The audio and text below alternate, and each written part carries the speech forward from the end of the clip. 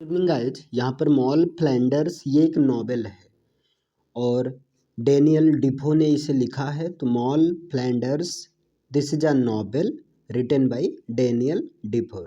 देखिए, इसको पब्लिश कब किया गया? 1722 में इसको पब्लिश किया गया। 1712 में ये पब्लिश हुआ। पॉइंट ऑफ व्यू क्या है? फर्स्ट पर्सन है। फर्स्ट पर्सन का मतलब इसमें मॉल फ्लैंडर्स ही सारी कहानी बताती है, based on the real character. और ये एक रियल कैरेक्टर पर बेस है जिसका नाम है एलिजाबेथ एडकिंस। यानी कि एलिजाबेथ एडकिंस के लाइफ का जो है लाइफ पर ये बेस्ड है, जो कि लंदन की क्रिमिनल है ना। क्रिमिनल थी, अ क्रिमिनल ऑफ लंदन। अब ये कैसे कहानी बनी? देखिए, who met to Daniel Defoe, जो कि डेनियल डिफोर से मिलती है at the place of Newgate prison, है ना। डेनियल डिफोर से एक न्यू गेट प्रिजन जगह पर ये है, लंदन में है, वहाँ पर मिलती है। ऑनवेयर, जहाँ पर सी टोल्ड द हर स्टोरी, जहाँ पर वो अपनी कहानी सुनाती है टू डेनियल डिफोर, जहाँ पर वो अपनी कहानी डेनियल डिफोर को सुनाती है। And Daniel Defoe wrote this novel Moll Flanders. और डेनियल डिफोर इस नॉवेल को मीन्स इस चीज़ को एक नॉवेल के फॉर्म में और जिसका नाम मॉल फ्लैंडर्स के रूप में लिखते हैं। Story of Moll Flanders are divided into 9 sections. देखिए, जो मॉल फ्लैंडर्स की स्टोरी है ये 9 सेक्शंस में डिवाइड की गई है। Moll Flanders was born at Newgate prison. Moll Flanders का जो जन्म हुआ था न्यू गेट प्रिजन में हुआ था, ये जेल है लंदन में।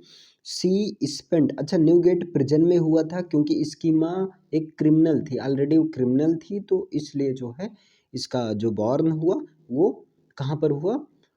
प्रिजन में ही हुआ, और प्रिजन का नाम है Newgate prison. She spent started 3 years of her life with gypsies. और इसने जो स्टार्टिंग के 3 years हैं, 3 साल हैं अपने लाइफ के, वो जिप्सीज के साथ गुजारे। सी वेंट टू स्कूल, और वो स्कूल गई, where she met the nurse. School जाने का मतलब उसको जो एक नर्स के हवाले, एक औरत जिसका नाम था द नर्स, उसके हवाले कर दिया गया। Where she learned needle work, जहाँ पर वो नीडल वर्क सीखी, मीन्स जो है सिलाई के काम सीखी। एट 8 years और 8 साल की उम्र में she decided to become a gentle women. वो एक जेंटल वुमेन बनने का डिसाइड किया। नॉट सर्वेंट, मतलब उन्होंने सोचा कि मैं नौकरानी बनकर, नौकर बनकर काम नहीं करूँगी, बल्कि जो है एक जेंटल वुमेन की तरह काम करूँगी। एट 14 years और 14 साल की उम्र में द नर्स डाइड, उस महिला जिसका नाम था द नर्स, उसकी डेथ हो गई। Now she went to a women for living. अब वो एक ऐसी वुमेन के पास में गई, यानी कि मॉल फ्लैंडर्स, हुज हैज 2 सन, जिनके 2 बेटे थे। मीन्स उनके द्वारा, उस वुमेन के द्वारा इनको अडॉप्ट कर लिया गया, एक एल्डर सन और दूसरा यंगर सन। तो यहाँ पर एल्डर सन का नाम नहीं, एल्डर सन को एल्डर सन ही बोलेंगे, यंगर सन का नाम रॉबिन के नाम से कहा गया है यहाँ पर। तो फर्स्ट मैरिज इन्हीं रॉबिन से होता है, यद्यपि एल्डर सन से भी इनका जो है लव अफेयर था, लेकिन इनकी शादी जो है यंगर सन रॉबिन से होती है। और first marriage of Moll Flanders with robin, robin से होती है, और ये 5 साल तक शादी जो चलती है, लेकिन 5 साल के बाद में रॉबिन की डेथ हो जाती है। और यहाँ पर ये इस बीच में 2 बेबी का जन्म होता है, और जब डेथ हो जाती है तो क्या होता है, इन दोनों बेबी को छोड़कर ये जो है मॉल फ्लैंडर्स चली जाती है, और फिर आगे चलकर ये दूसरी शादी करती है, और वो करते एक ड्रैपर से करती है ना। यानी कि सेकंड हस्बैंड एक ड्रैपर होता है, जो कि एक बिजनेस होता है ना। और ये जो है एक व्यापारी होता है, ट्रेडमैन होता है, और ये कुछ पैसे वगैरह के सिलसिले में जो है जेल चला जाता है और वहाँ से फ्रांस भाग जाता है। तो अब ये जो है एकदम अकेली पड़ गई। अब ये फिर तीसरी शादी इसकी होती है, प्लांटेशन आवर से होती है, प्लांटेशन ऑनर से होती है। वो होता कैसे है, इस बीच में जब ये ड्रेपर फ्रांस भाग जाता है, तो इस बीच में ये जो मॉल फ्लैंडर्स अपने आप को मैरिज मार्केट में, मीन्स एक अमीर, है ना, एक जो रिच लेडी की तरह रिप्रेजेंट करती है, रिच विडो की तरह, और प्लांटेशन ऑनर भी रिच विडो की तरह अपने आप को प्रेजेंट करता है। तो दोनों की शादी हो जाती है। लेकिन फिर बाद में रिवील होता है कि ये तो दोनों ही गरीब हैं। जब दोनों ही गरीब हैं तो ये प्लांटेशन ऑनर कहता है कि मेरा जो है वर्जीनिया में क्लियर है एक प्लांट है और वहाँ पर चलेंगे हम लोग। तो जब ये वर्जीनिया में जाते हैं ये दोनों, तो वहाँ पर मॉल की माँ यानी कि जो मदर इन लॉ रहती है मॉल की, एक्चुअल में वो मॉल की माँ होती है। फिर कहानी पता चलता है कि न्यूगेट प्रिजन में उसका जन्म हुआ था, तो पूरा सीक्रेट पता चलता है। और जब सीक्रेट पता चलता है तो ये प्लांटेशन ऑनर बहुत ज़्यादा बीमार हो जाता है। मीन्स एक ये मोरल है। तो क्या होता है, अब ये मॉल फ्लैंडर्स वहाँ से वापस चली जाती है। और जब वापस आती है तो द जेंटलमैन ऑफ बाथ, अब यहाँ पर एक और करेक्टर आता है द जेंटलमैन ऑफ बाथ के साथ ये 6 साल तक उसके रिलेशनशिप में रहती है, उसकी मिस्ट्रेस बनकर रहती है। और फिर आगे चलकर जब ये रिलेशनशिप ख़त्म हो जाता है तो इसकी चौथी शादी होती है जैमी से होती है। और जब जैमी की शादी होती है, जैमी से शादी होती है, तब इसकी एज होती होती है 42 एज होती है। लेकिन फिर पता चलता है कि जैमी भी जो है काफ़ी जो है मतलब बहुत ज़्यादा अमीर नहीं है, गरीब ही है, इसलिए वो छोड़कर इसको चला जाता है। और फिर फिफ्थ हस्बैंड यानी कि पाँचवां पति, पाँचवीं शादी ये करता है एक बैंक क्लर्क से करता है, एक बैंकर से करता है। लेकिन जब बैंकर से करता है तो कुछ समय के बाद में जो है, अब बैंकर से करता है तो कुछ समय के बाद में इसका सारा पैसा खत्म हो जाता है। और ये सदमे में ये बैंक क्लर्क मर जाता है। और इससे क्या होता है, अभी ये तो बिल्कुल एकदम से असहाय हो जाते हैं। और यहाँ पर इसके 2 बच्चे भी रहते हैं, तो इसलिए ये जो है मतलब वो चोरी करने लगती है। और जब चोरी करने लगती है तो बहुत बड़ी क्रिमिनल बन जाती है। और इससे क्या होता है, इसको जैसे क्या कर लिया जाता है, मीन्स पुलिस के द्वारा अरेस्ट कर लिया जाता है, गिरफ्तार कर लिया जाता है। और जब गिरफ्तार कर लिया जाता है तो इसे न्यूगेट प्रिजन में बंद कर दिया जाता है। और वहीं पर जैमी भी बंद होता है ना। तो जैमी और फाइनली क्या होता है, जैमी और मॉल फ्लैंडर्स दोनों एक दूसरे के साथ रहने लगते हैं और सारे ये पाप को प्रायश्चित कर लेते हैं। ये तो बहुत शॉर्ट में समरी मैंने बता दी, आई होप समझ में आया होगा। अब यहाँ पर देखिएगा, जैसे वहाँ तो आपको बहुत शॉर्ट में बताया गया, यहाँ थोड़ा सा डिटेल है, ध्यान दीजिएगा। मॉल फ्लैंडर्स यहाँ पर एक करेक्टर, पहली करेक्टर तो मॉल फ्लैंडर्स है जो कि खुद प्रोटागोनिस्ट है ना। अगर यहाँ बात किया जाए मॉल फ्लैंडर्स, ये नॉवेल का नाम है, इसका प्रोटागोनिस्ट कौन है, तो मॉल फ्लैंडर्स ही है। बॉर्न, इसका जन्म कहाँ पर होता है, इन न्यूगेट प्रिजन में होता है, न्यूगेट प्रिजन में होता है। इसकी माँ एक क्रिमिनल थी और जब ये जन्म हुई थी तो उसके जन्म के 6 मंथ ओल्ड मदर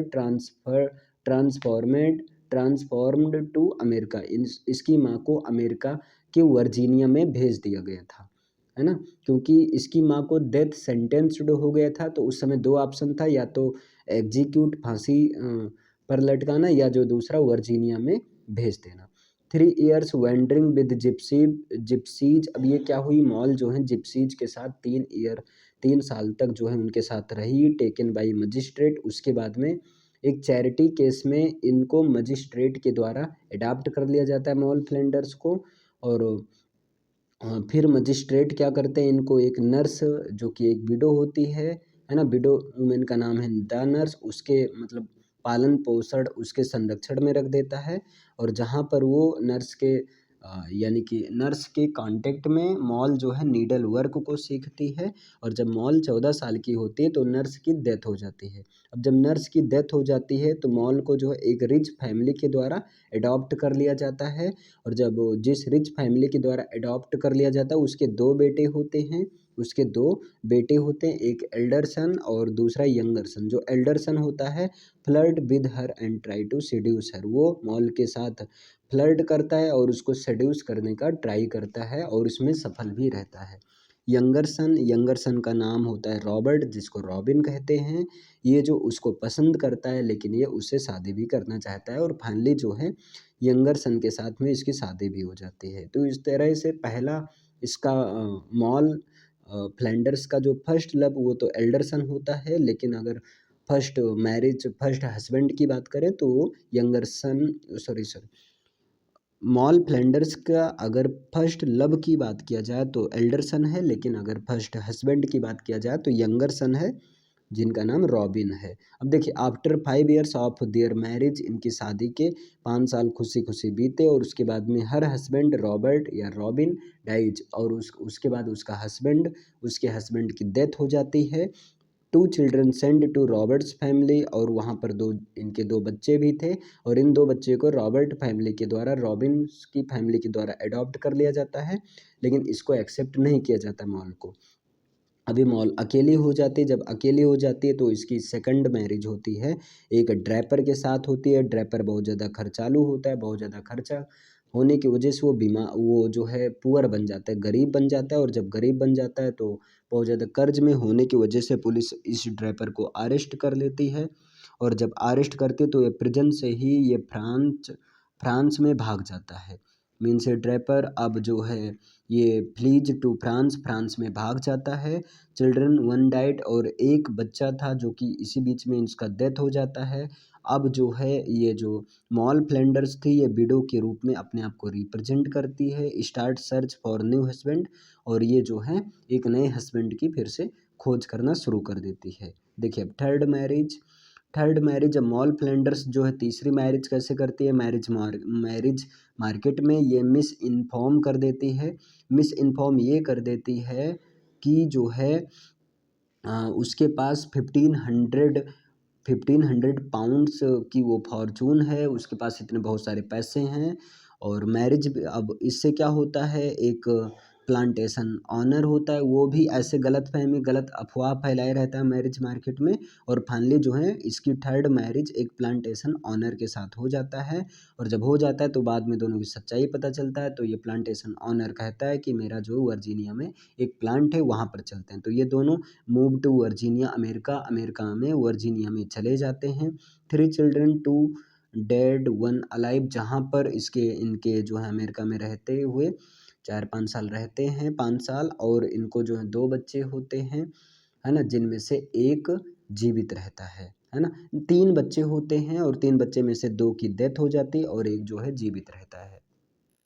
अब क्या होता है जब वहाँ पर पहुँचता है, अमेरिका के वर्जीनिया में पहुँचता है, तो उसकी mother in law telling some stories about her life, तो उसकी मदर इन लॉ उसके लाइफ के बारे में कुछ कहानियाँ जो हैं बताती हैं। वो रियलाइज करती है that she is her own mother, उसे मतलब ये चीज़ एहसास होता है कि उसकी जो मदर इन लॉ है वही उसकी माँ है। तो इस प्रकार हर हाफ ब्रदर, इस प्रकार तो उसका जो हस्बैंड है उसका हाफ ब्रदर हुआ, उसका भाई हुआ, इन गिल्ट रिटर्न टू इंग्लैंड, और इस गिल्ट में वो जो है मॉल फ्लैंडर्स जो है वापस इंग्लैंड चली आती है। अब अफेयर जब इंग्लैंड आते तो ये 42 ईयर्स ओल्ड की रहती है, और जब ये 42 ईयर्स ओल्ड की रहती है तो यहाँ पर ये जो है मूव टू नॉर्थ कंट्री की तरह मूव करती है, और जहाँ पर ये एक बैंकर से मिलती है, लेकिन बैंकर जो है ऑलरेडी वो शादीशुदा रहता है।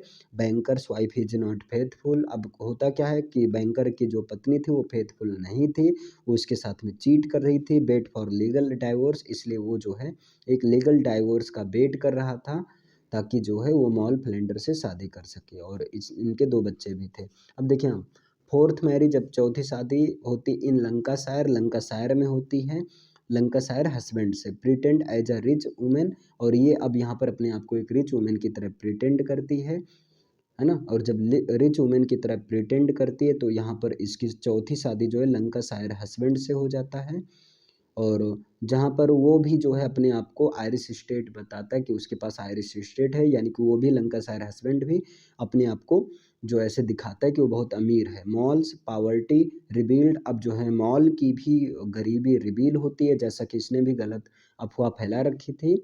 Jamie has no Irish state, Jamie के पास भी कोई आयरिश स्टेट नहीं है, दोनों के दोनों गरीब हैं। अब जब दोनों के दोनों गरीब हैं तो लंकाशायर हस्बैंड फिर ये जो मॉल फ्लैंडर्स लंकाशायर हस्बैंड को छोड़ देती है, और लंकाशायर हस्बैंड जो है वो भाग जाता है ना, शहर भाग जाता है। फिर क्या होता है फिफ्थ मैरिज, अब ये 5वीं शादी इसकी होती है, तो 5वीं शादी मॉल फ्लैंडर्स की 5वीं शादी उसी बैंकर से हो जाती है जो कि डाइवोर्स दे दिया था। अब ये जो है लीगली जो है अनमैरिड है मीन्स डाइवर्स दे चुका है तो शादी कर सकता है, तो पाँचवीं शादी मॉल फ्लैंडर्स के एक बैंकर से हो जाती है। और लेकिन बैंकर का जब पैसा ख़त्म हो जाता है तो वो जो है फिर से गरीब हो जाता है और वो किसी सदमे में उसकी डाइड यानी कि डेथ हो जाती है, वो मर जाता है। और जब वो मर जाता है शी इज़ ऑल अलोन, अब वो मॉल फ्लैंडर्स फिर से अकेली हो जाती है। अब ये फाइनली क्या बन जाती है, एक क्रिमिनल बन जाती है, चोरी करने लगती है। और उसके बाद देखिए अब यहाँ न्यू गेट प्रिजन जब ये चोरी करने लगते हैं तो इसको न्यू गेट प्रिजन में मतलब पुलिस के द्वारा गिरफ्तार कर लिया जाता है और न्यू गेट प्रिजन में फिर से इसको डाल दिया जाता है। Described as hell, new Newgate prison जो कि जिसको डेनियल डिफो ने एक हेल के रूप में डिस्क्राइब किया है। एंटिसिपेटेड डेथ सेंटेंस, और इसको डेथ सेंटेंस भी सुना दिया जाता है। और इसके बाद न्यू गेट प्रिजन में डाल दिया जाता है, तो जहाँ पर वो जेमी से मिलती है जो कि उसका लंकाशायर हस्बैंड होता है। जेमी से मिलती है जो कि उसका मॉल का लंकाशायर हस्बैंड यानी कि चौथा पति होता है। Death sentence reduce to transportation to America. अब क्या होता है, डेथ सेंटेंस जो है अमेरिका के वर्जीनिया में ट्रांसपोर्टेशन के लिए हो जाता है। इसको डेथ नहीं होती है बल्कि वर्जीनिया भेज दिया जाता है इन दोनों को। मीन्स इधर जो है जैमी भी किसी रीजन से जो है न्यू गेट प्रिजन में बंद था। मीट हर हस्बैंड, अब जब ये अमेरिका में पहुंचती है तो वो जो अपने हाफ ब्रदर जो कि उसका हाफ ब्रदर था उससे मिलती है यानी कि तीसरे वाले पति से मिलती है। एंड देयर सन हैम्फ्री, और उसके जो है अपने बेटे हैम्फ्री से मिलती है। बाकी अपने पति से नहीं मिलती है लेकिन अपने बेटे जो है हम्फ्री से मिलती है एट द एज ऑफ 70। अब 70 साल की उम्र में रिटर्न टू इंग्लैंड, वापस इंग्लैंड चली जाती है। And live with Jamie her Lancashire husband, और जो है अपने चौथे पति जैमी जो कि उसका लंकाशायर हस्बैंड है उसके साथ में ये जो है खुशी खुशी पूर्वक रहने लगती है।